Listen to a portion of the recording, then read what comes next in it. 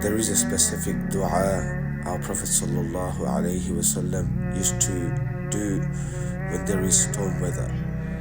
And the dua is Allahumma inni as'aluka khayra wa khayra ma fiha wa khayra ma ursilat bih wa a'udhu bika min sharriha wa sharri ma fiha wa sharri ma ursilat bih.